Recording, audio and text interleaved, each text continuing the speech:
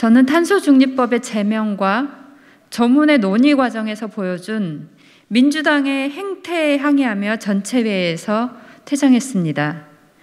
민주당의 무책임한 탄소중립법 강행 청해를 강하게 규탄합니다.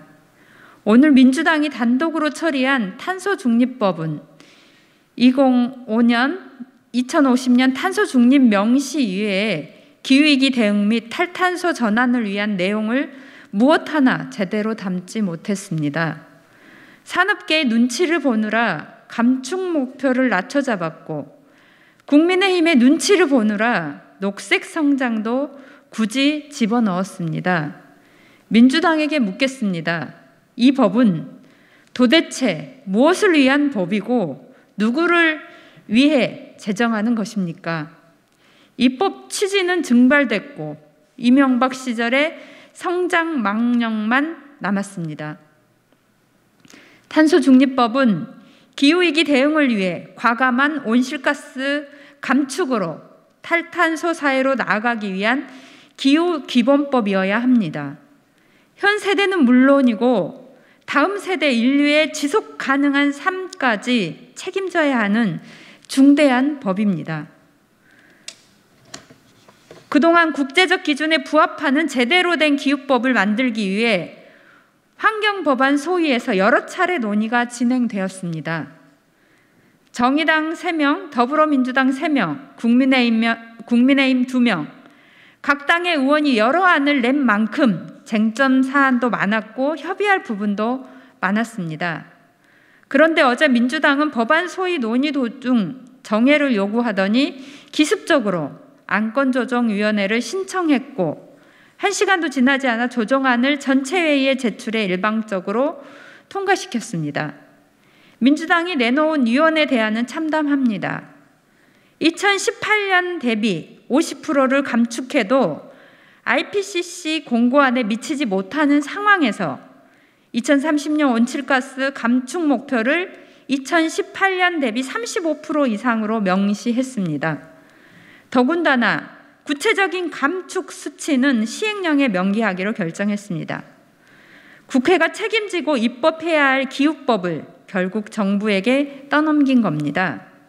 정의당과 제가 기후정의법에서 제시한 2030년 온실가스 감축 목표는 2010년 배출량 대비 50% 감축입니다. 이 수치도 2018년 IPCC가 공고한 최소한의 감축 기준에 불과합니다. 그런데 정부와 여당은 2030년 온실가스 감축 목표를 재정법에 담기 어렵다며 발뺌하더니 안팎의 비난이 거세지자 감축 수치를 면평으로 넣었습니다.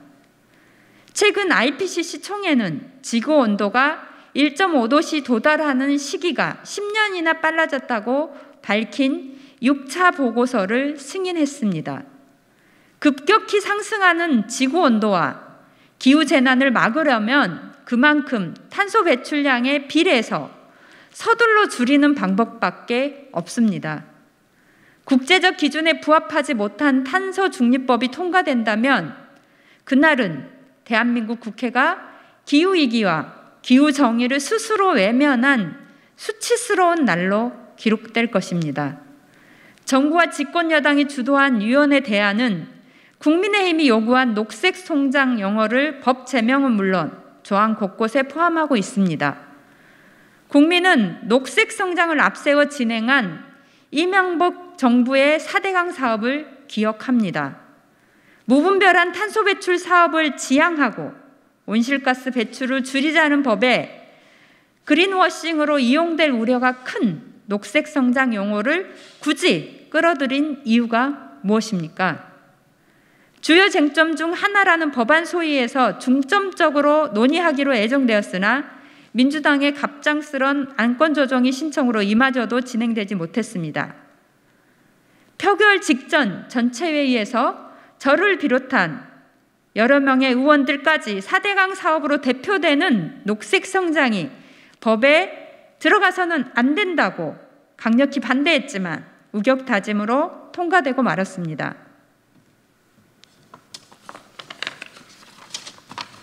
북미 폭염, 서유럽 폭우, 그리스 대형 산불 등 기후위기는 지구 곳곳에서 기후재난의 모습으로 우리 앞에 등장하고 있습니다. 2050년 탄소 중립을 위해서는 급격한 탄소 배출 감소라는 당장의 행동이 필요합니다. 2050년 탄소 중립을 선언하며 탄소 중립이 불가능한 NDC를 탄소 중립법에 넣는 것은 어불성설입니다. 이럴 거면 뭐하러 NDC 목표를 법에 명시했냐는 조롱이 벌써부터 나오고 있습니다. 아직 기회는 있습니다. 민주당은 탄소 중립법에 2030년 온실가스 감축 목표를 국제 기준에 따라 2010년 대비 50% 이상 감축을 반드시 명시하고 녹색 성장을 삭제한 제대로 된 기후법을 제출하길 바랍니다. 국제사회가 대한민국 국회의 결정을 모두 지켜보고 있습니다. 민주당의 책임 있는 행동을 촉구합니다. 이상입니다.